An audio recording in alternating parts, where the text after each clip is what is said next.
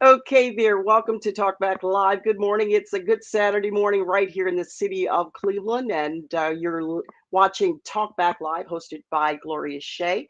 Hello out there, and thank you for tuning in. We've got a very, very special show for you today. It's going to be a very informative show, and we're actually going to talk about it's actually a continuation of our last show concerning the Israeli war against Hamas in Gaza. And there's been an update actually with that. We understand now that Israel has gone into Gaza and upped up their attack on in Gaza there. I want to show a short video about some of the updates of the bombing going on in Gaza. But before I do that, Talkback Live would like to offer its condolences. First, we want to offer condolences to the families of the victims in Lewistown, Maine. That happened about 48 hours ago. And the update there is also that the gunman has been discovered, and the latest update that he is deceased.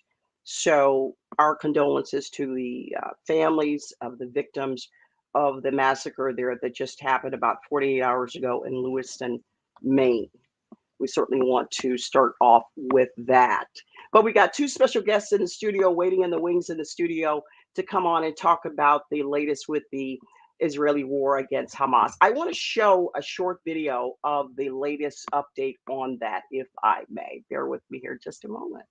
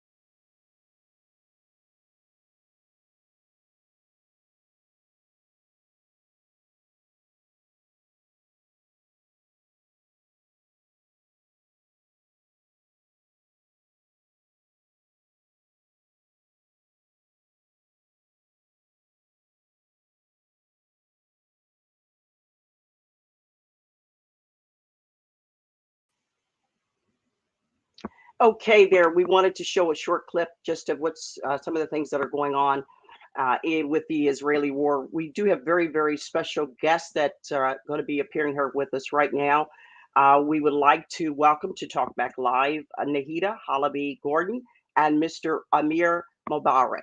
I'm going to bring them on. Hello, Hello. and welcome to Talk Back Live. Hi there, how are y'all doing? Thank you for having. Awesome. Awesome. It's good to have you here with us today. We certainly want to get your views on what's going on over there in Gaza with the and there's been a surge in the attack of the ground attack there in Gaza, and we want to get your input on that and how you feel. Nahida Halaby Gordon is professor of Amaretto of Statistics and currently serves as on the board of Friends there. She is also moderator of Palestinian Christian Alliance for Peace. Dr. Gordon is the author of the book Palestine is Our Home. She was born in Jerusalem, a lifelong Presbyterian and church elder. Nahida Gordon is a Palestinian American who was driven from her home during the 1948 Palestinian um, from in 1948 in Palestine. She's active in seeking peace and justice for the people of Palestine, Israel. We also have with us Amir Mobarak, who is coming to us, I believe, from South Carolina today. Mm-hmm. And welcome to Talk Back Live. He has been brought on because he wants to present a younger view from where he sits and his view of what's going on over there with the Israeli-Hamas war. And he brings a younger perspective, so to speak, and also what the future may hold for his generation there. So welcome to Talk Back Live, and I do appreciate you coming on today. I wanted to just show that. What did you guys think of that video that I just showed with some of the destruction going on over there in Gaza? Well, who do you want to start? Well, go ahead, Nita. You could go ahead. Start first. Well, this is not the first time Israel has done this, and to watch it is very difficult. It's sad. I feel for the innocent civilians actually on both sides, and it's just the one thing that I would like to say to people that armed conflict is not going to solve anything, either from either side. This would just keep going on and on and on. Every time you bomb Gaza and kill thousands of people, including many children, wounding children, what would we expect to happen when these children grow up? They're not going to feel very kindly towards the Israeli government. They have been demonized, they have been starved, they have very few options. They get scholarships to go outside to study. They can't go outside to study. And the world has made them into the aggressors when they're actually the victims. And we need to stop this cycle of violence. That's mainly the message I'd like to send. We need to spend time to look at the context, what caused what is going on, and how can we fix it. And fix it with justice for both sides. Okay, let me ask you then there. So, justice for both sides. Tell me, in your opinion, the two-state Palestinian and Israeli state that everyone seems to think will solve this problem. Is that your consensus as well? Well, it's interesting. When one of the times I've been there, I asked everybody, would you like to have a two-state or a one-state? In fact, what it is right now is one state. Israel controls the entire boundaries of 1948 Palestine. And Israel does not want two states. So for me to talk about let's do two-state solution, it's just a way of putting things off so that Israel can gobble up more and more of the West Bank. And it looks to me right now in Gaza, when they told them to go to the south, and then asked Egypt if they'd let them into the Sinai Desert, the Egyptian Sinai Desert. I think they have plans to ethnically cleanse the entire Gaza Strip and take over another Nakba, a 2023 Nakba. So Israel is not interested in two states. It's unreasonable to even expect that to happen. What they want is the entire area free of Palestinians. And that is not reasonable. And to me, I would personally, I would rather see one state with equal rights for every citizen in the state. None of this idea that Israel has that there's a nationality. If you're a Jew, you are of the right nationality. You're an Israeli national. If you're a Palestinian, you're not an Israeli national. You're just a citizen of Israel. And your rights are much, much more curbed. You don't have as many rights as the nationals. And so, what I'd like to see is equal treatment to everybody. And for people like me, you know, when I go back to Jaffa, this is where my home was, they have taken my home and they divided it into 15 apartments. I can't go back. I can't even live in my own home. I've lost my community. And so, justice for someone like me is we need to think of restitution of some sort. Maybe not the house itself, but restitution. At least somebody tell me, I'm sorry I did this to you. Solutions can be found if there are interests on both sides. Solutions can be found. I remember when I was a child in Jaffa, before Israel became a state, one of my best friends was a Jewish girl.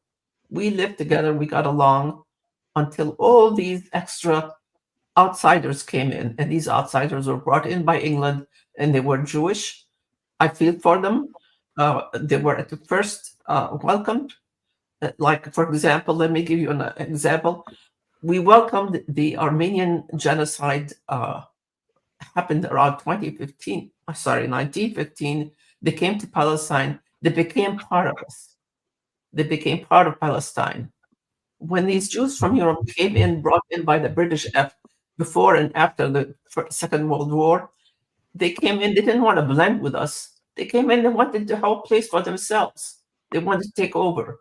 And that's exactly what they're doing. And that has to stop. I'll let Amir speak. Yeah, so when watching that video, there wasn't any audio, so I really couldn't tell everything that was happening outside of just visual conceptions. But basically, what I could tell is in certain parts of the video saying how they found a Hamas base inside of a building, and I think that's where they were trying to get at. And like Nahida said or suggested, they could come in there and do something strategically. Unfortunately, they're not really worried about accuracy. They're worried about destruction. And that's a quote from one of the defense ministers in Israel. And I think it's very important to look at the verbiage used when talking about this issue, because calling it an Israeli-Hamas war depicts an image that there are equal sides and they have equal opportunities to defend themselves when there isn't that. And a very wide or broad topic when it comes to this issue is, well, what is a proportionate response to what happened on October 7th when Hamas attacked the Israeli side? And the answer I tell people is I don't know what exactly is a proportionate response. There's no proportionate response to life being taken. But what I can tell you that a proportionate response isn't over 7,000 people being killed, where over half of them are children. And that's not counting the children that are found inside of the rubble. My feed, the video that you've shown us today is just really a small portion. My Instagram and my TikToks are just filled with, unfortunately, dead people from, on ground news outlets or social media news outlets of people finding children or, parents carrying children in plastic bags because they've been dismembered so much. And it kills me to see this every single day. And people on the other side calling for the complete leveling of Gaza. And in regards to the Nakba, for people who don't know, Nakba is the Arabic word for catastrophe, and there was a Nakba in 48. And my grandmother's family was one of the survivors of the Nakba. She was born in 47, and her family decided to stay in Palestine. And one of the few families, and what they're trying to do is get Palestinians to leave Palestine once again.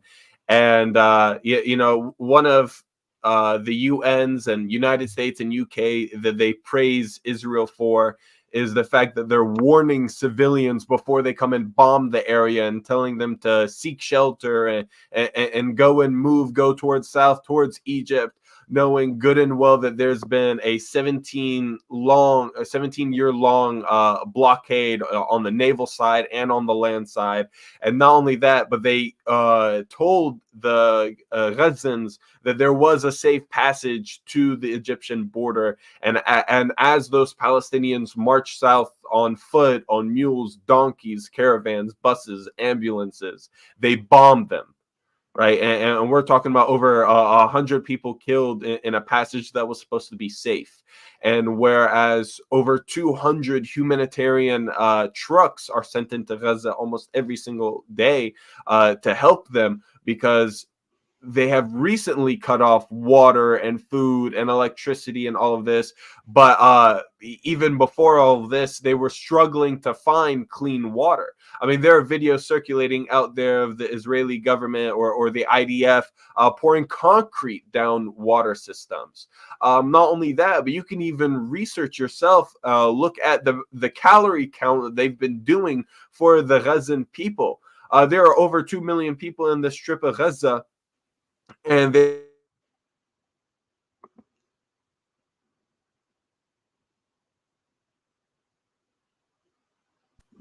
I just went off. I'm sorry, I must have just got Are you out. back? Okay. All right. Yeah, Okay. sorry. But what they do is they calorie count to make sure only a limited amount of food gets into the area, so that way these people are just on the brink of starvation and not allowed to live and live a sustenance life. And they do this on purpose, and it is a war crime. Cutting off electricity, cutting off water, dirtying the water wells, cutting off the electricity, and just being able to reach out. And what they recently did as of yesterday, they completely cut off internet access and very, very, very limited cell service, because what they're about to do is going to be worse than what was done in Japan with the bombing of Hiroshima and Nagasaki. And they don't want the world to see that, because the Israeli government is losing the PR battle. Yes, they have the United States and the UK and Germany and some other countries who speak for the people, but never in the history of this issue have you seen groves of people from around the world band together to show solidarity and support for Palestinians. I agree with you. And despite this conflict and all the atrocities that are happening, it warms my heart to see people, young, old, white, black, and everywhere in between, band together to show support and solidarity and speak out against the atrocities that are happening to our people. Absolutely. And I would add to that, you're seeing a lot of support from Jordan, and you're seeing a lot of support from Egypt now for the Palestinians and what's going on there. So certainly, and you guys have displayed and distributed some very passionate response as to your feelings as to actually what is actually going on over there. We all know that mainstream media is biased, and they portray certain images, and I think a lot of us now realize that. So it's not even that, if I may butt in real quick. Joe Biden himself has said Israel's one of the best investments United States ever made. And the reason why they did that, or the reason why he says that, is the United States wanted a stronghold in the Middle East. They didn't want all the Middle Eastern countries to band together and increase their wealth and have some level of community. And what they did was Israel, before it became a state, the Jewish people after World War II were looking at where they could go. And, it was between Palestine or somewhere in Africa. And because And because Britain was deciding to leave Palestine at that exact moment, it was a gentleman by the name of Jordan Belfort, where the Jordan Belfort convention in the late 30s, that's what started this whole Zionist movement. And what you also have to understand, and this has been very well known, creators on social media, on TikTok and on Instagram, are being paid by the IDF to wear an IDF costume or like they're in the military and speak up for Israel and say, you know, XYZ is happening over there, when, you know, Becky Lou from Maryland has never experienced any of these things. And there are a lot of creators who are coming out and saying, I was offered $5,000 to speak up against Palestine. And it's really sad. Let me just stop you though a moment, Amir. Yeah, go ahead. Let me just stop you, because I want to ask a question. And I also want to get a response from Nahida. So hang tight. You're very passionate. I love it, but kind of hang tight there for a moment. But I want to ask a question, if I may, because I want to just counter with this question.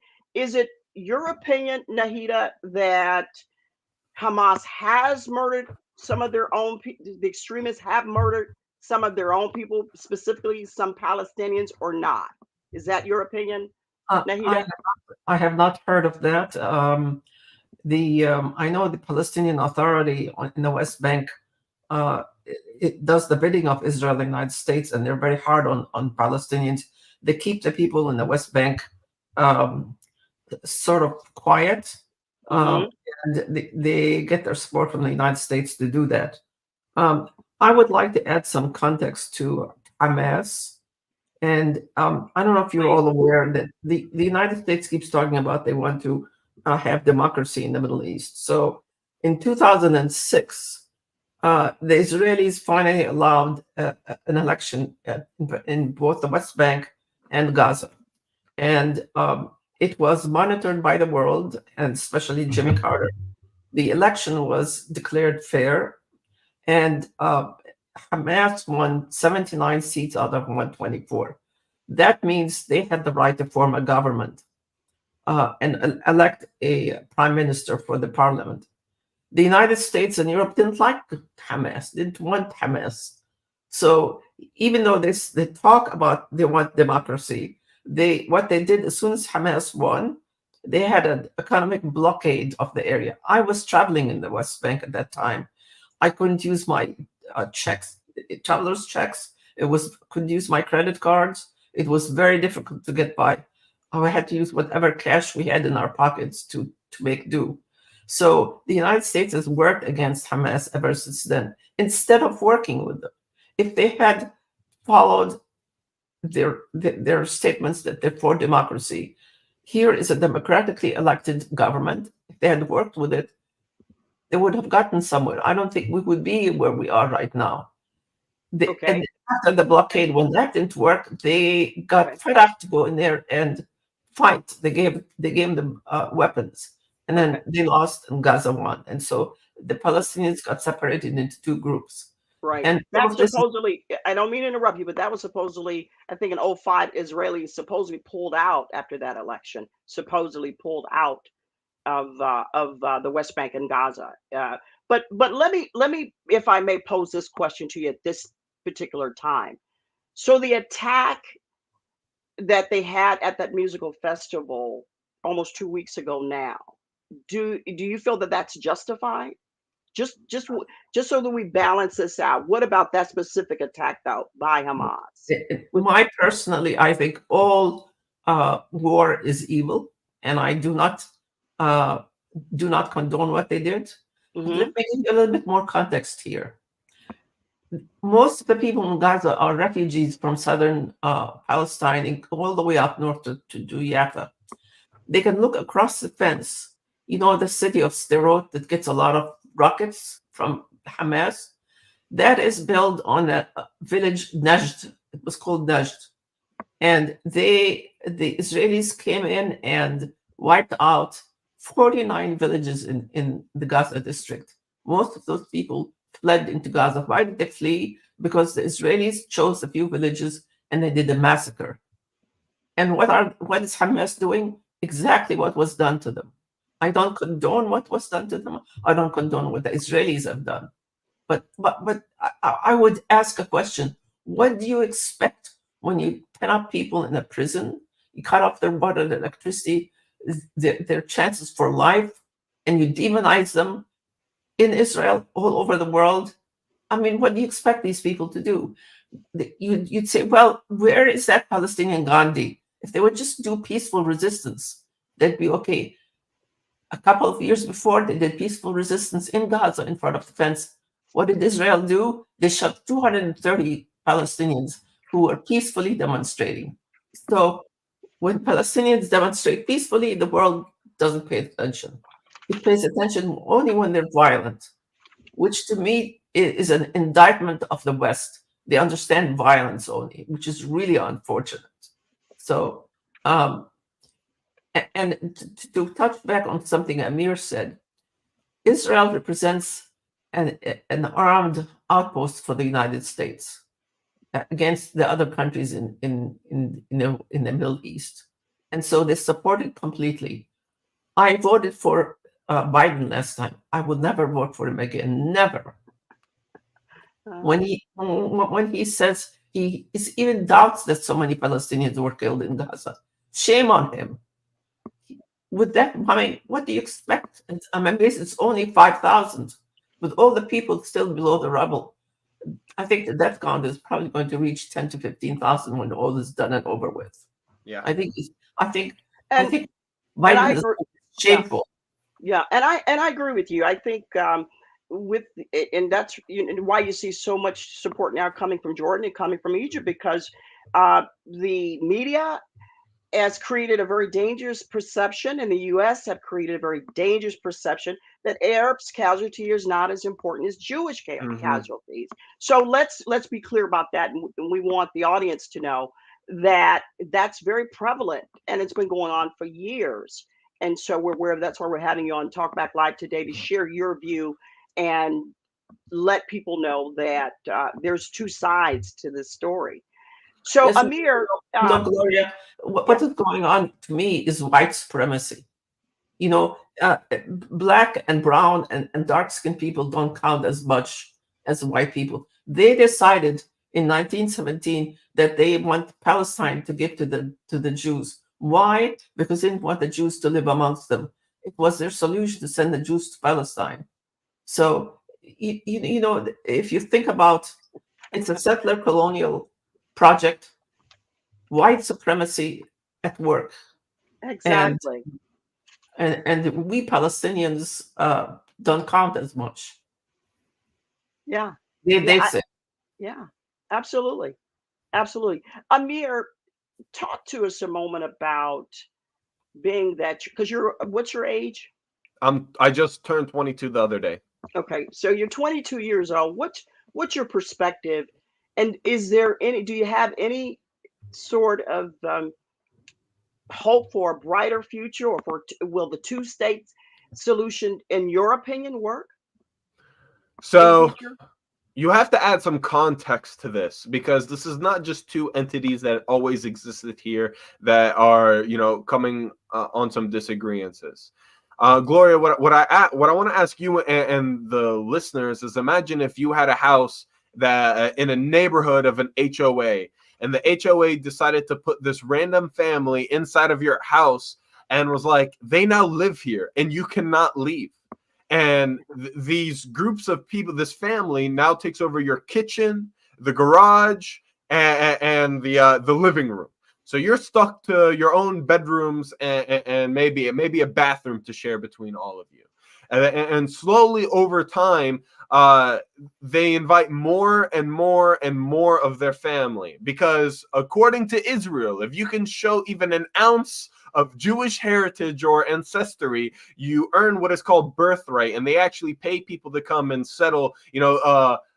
Matthew in Brooklyn with 2% Jewish DNA or ancestry can now come over and settle and take over somebody's home that has been there for generations. And Now you're in your home, and this family that was thrusted upon you is now inviting more and more family and friends to come in, and leaving you with less and less space. And eventually, there's no more space left for the other family. So what do? They start killing your family members to make more space for them.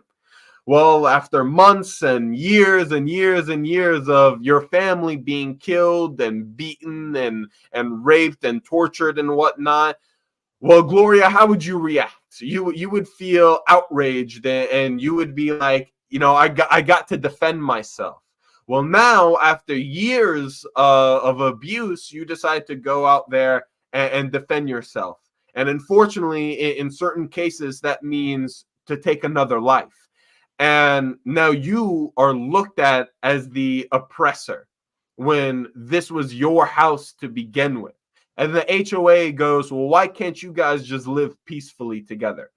Now, I don't know what the solution may be. I don't know if it's a 2-state, if it's a 1-state. That's not my job. I'm going to be a little biased. I'm going to say I think there should be a 1-state solution, and I think that 1 state should be Palestine.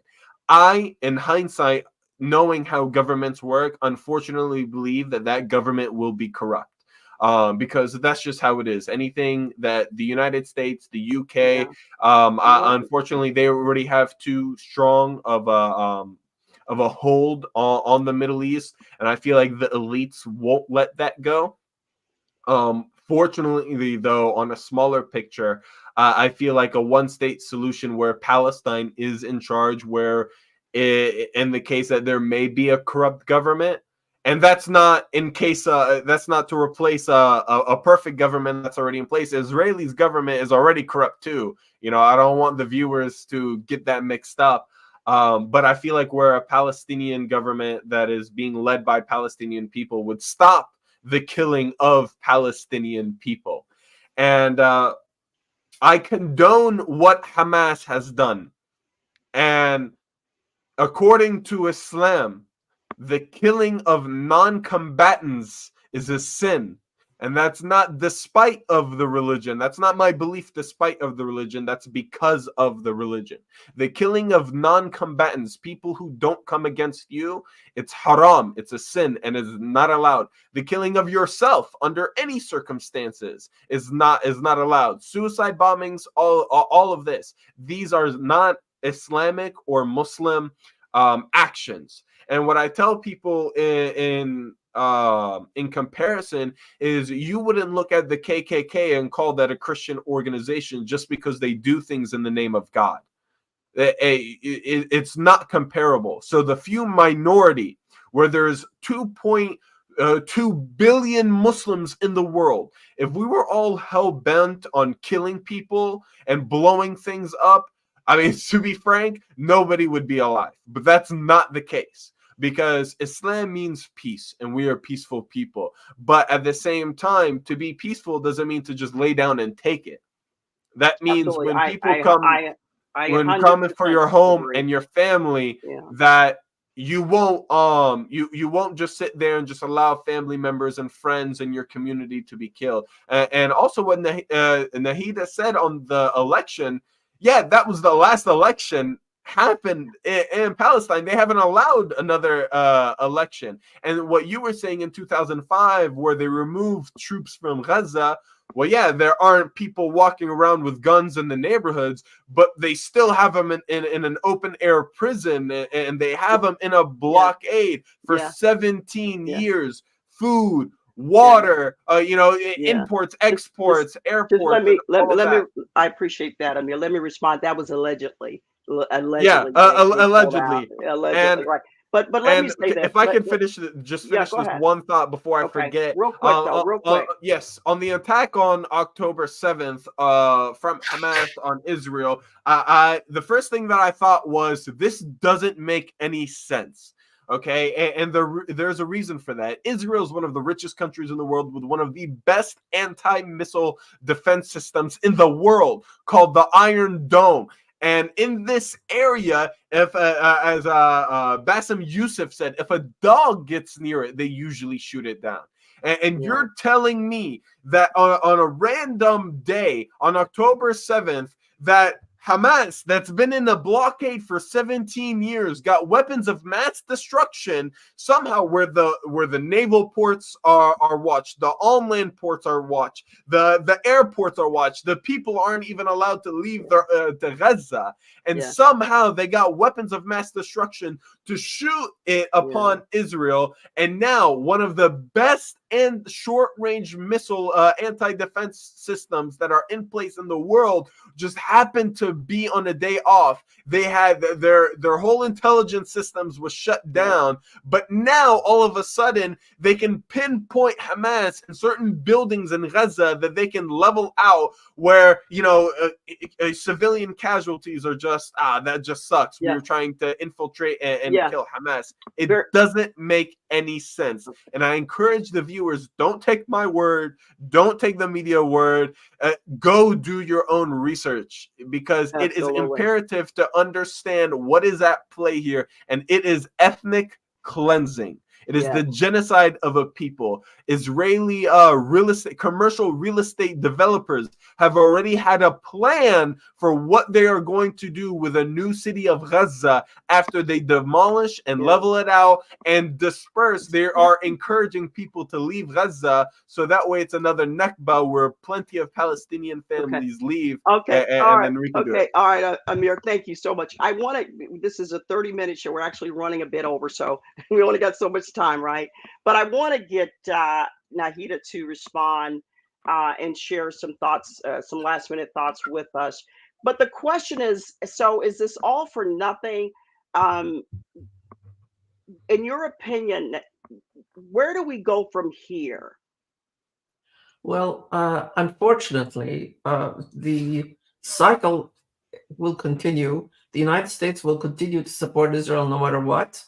Most of the vetoes in the United Nations Security Council are by the U.S. in support of Israel, and as long as the United States wants to have this bastion in the Middle East called Israel, there won't be a solution. Now, I remember. Let me just give you an example. In way back then, when Eisenhower was president, France and England and Israel attacked Egypt because they nationalized the Suez Canal. Eisenhower told them, "That's enough. Stop," and they stopped. They withdrew, and the fighting stopped. This will all stop if the United States really lives up to what it says it stands for. They can tell Israel to stop. Tell them to stop spreading in the West Bank, stop killing Palestinians. Again, people should not believe me, but should do their own research.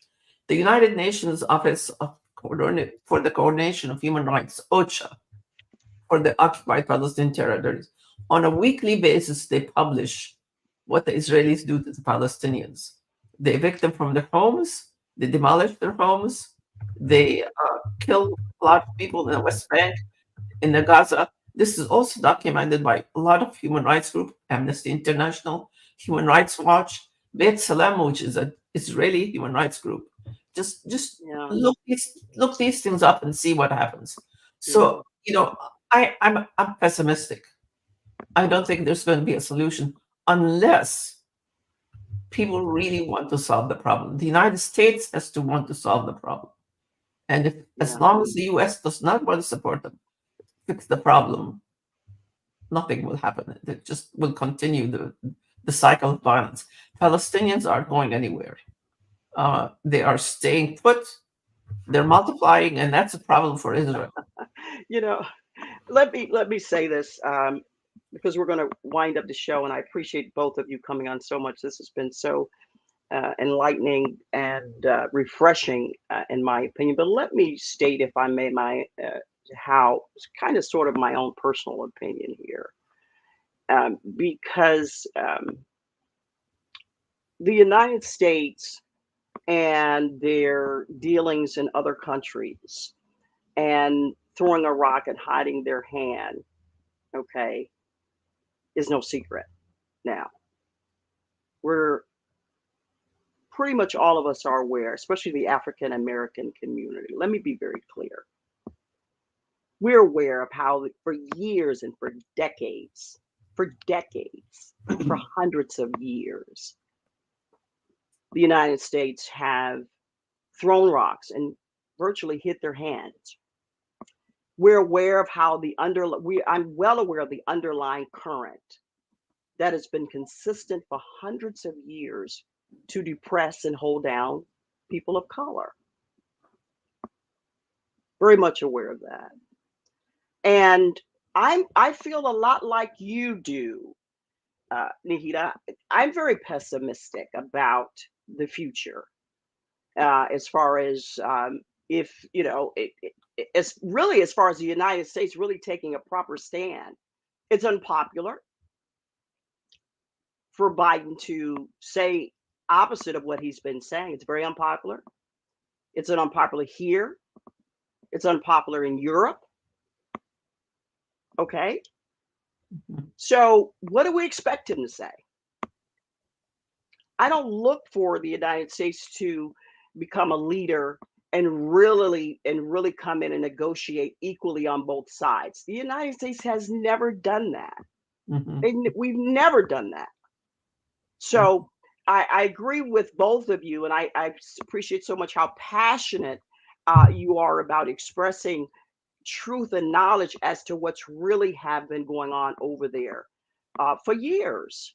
And so yeah, I totally agree with you. And I think that getting the word out, having media that's not biased, share the information as to what's actually going on there is the only thing that we have that will share truth so that people are aware and they can make intelligent decisions based on truth.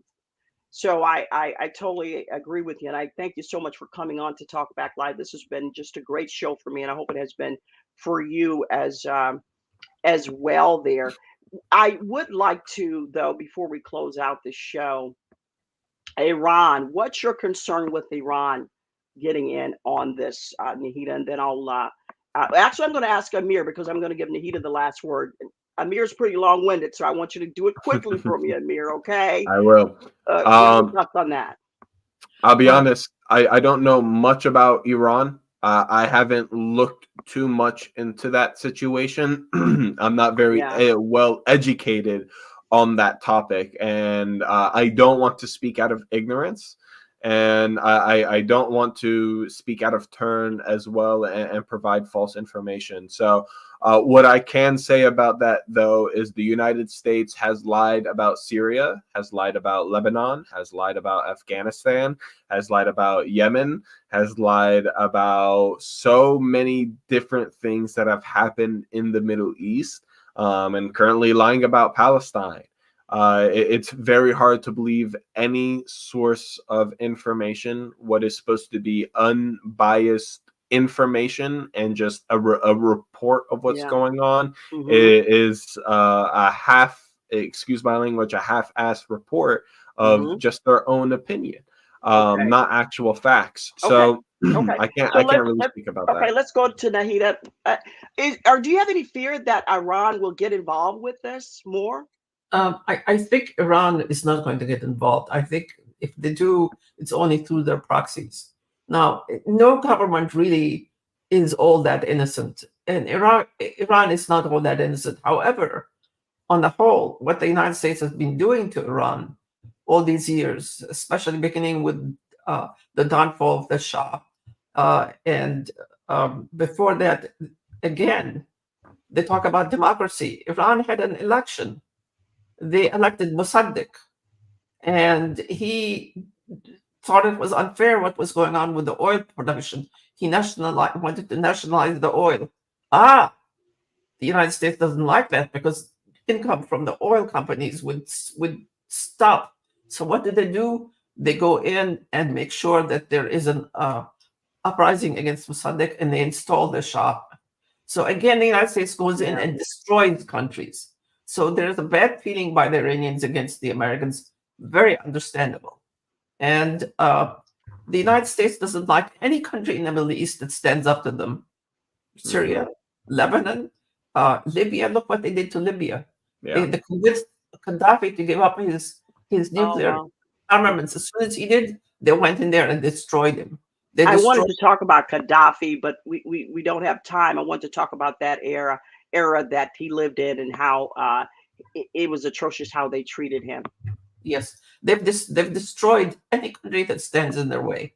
In And Africa as well, any leaders that stand for freedom and democracy, it's how convenient that they die of a heart attack or of Yeah, mysterious origins soon after they come to power. So exactly. there are people that are at play here that we don't have names or faces to put them to, and it's hard to think of a solution when you know that there's so little that you can do. It's almost disheartening, but I do have optimism. I'm not much of a pessimistic. I like to think that my generation will not stand for this, and we will be the generation that does make change for the better. I hope Um, so. I hope so. Especially due to social media and the branches of accessibility that we have to other people around the world. And we get to do, on this little device right here, we get to do whatever, and we have access to the entire world through that entire device. So Yeah. I do have optimism for our future and for Palestine and for our generation. So, That's good to hear. Lori, That's I good want to to hear. thank you for doing this. I Yes, think thank it's you. excellent opportunity to speak out, and all the power to you. Well, thank you for appearing with us on Talkback. Like I said, it was very enlightening and very passionate. I love passionate shows. Don't get me wrong, guys. I love it. I love passionate shows because we're living in a day and age where there's so many distractions now to take our mind off of what is really going on in Hmm. the world. Hmm. So many distractions, and social media is one of those distractions. Hmm. I Yeah, think too. So there's a there's good and a a silver bad lining. side to the Yeah. to social media today. But we need more shows like this, and it was my pleasure to present a platform for you guys today to come on to Talk Back Live. It's just a 30-minute show, but we've expanded it today. Looks like we've gone over a bit, but that's okay. That's all right. We're going to do more. We're going to share more good information here at Talkback Live. So it was my pleasure. Thank you for coming, and Thank you. please join me, my audience, in thanking Nahida Halaby Gordon and Amir Mobarak for coming on to Talkback Live today. Thank Okay, you. guys. And Okay, I'm guys. Let me also just. posting Mhm. live information on my social medias on my Instagram. If Okay. any of your viewers want to come and follow me on there, it's just Amir Mubarak, or sorry, Amir Mob Official, and then Okay. underscore. So Okay. if anybody wants to up to date, almost every single day, I'm posting stuff that's happening in Gaza. So anybody that wants to keep up to date with that, feel free to follow me. And Anita, is there anything you'd like to share with the viewers out there about your alliance? Because you are a member of the Palestinian Christian Alliance. Anything you'd like Yes, to share? we're a group of Palestinians from really all over the United States, and we work for advocacy. We mostly are concentrating on reaching to people through the churches, and Mhm. Yeah. I'm also on the board of Friends of Sabil North America. This is a group of Christians in Jerusalem that are having a hard time, uh, you know, continuing to exist. Israel hides this, but it gives Muslims a very hard time. It does the same thing to Christians. They're very careful with doing things to Christians because they don't want to get the West upset. But they destroy things in churches in the old city. They'll spit at priests. They spit at people all the time. Yeah, and Yeah. so uh, and I if somebody wants a very short, very heavily documented history of the context of Palestine in my book, there is about a 12-page history of what happened, and then there is a little piece about each of the districts of Palestine, what the Israelis have done during 47, 48. It's really And upsetting. how can the audience pick up the book? You can find it on Amazon, or they can reach me. I can provide it to them. There is a website called Palestine books. They can buy it from there as well, or from Amazon, either one. Awesome. Awesome. Thank you guys so much for being here at Talkback Live. Enjoy the rest of your Saturday. And if you sit tight there for just a moment, I appreciate it. Of course.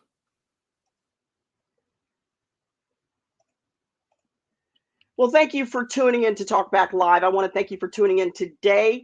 Be sure and catch us again on our next show. In about 2 weeks, we'll have another exciting guest for you here at Talkback Live. It's been my pleasure to bring the show to you today. Don't forget, go to our YouTube page. It's Talkback with Gloria Shea. Subscribe and like our page. Be sure you can also catch us on our Facebook page, which is Talkback, a thought-provoking talk format Facebook page. Be sure to go there, follow the page, and that way you can keep up with you can review some of our older shows, and of course you can catch the upcoming shows.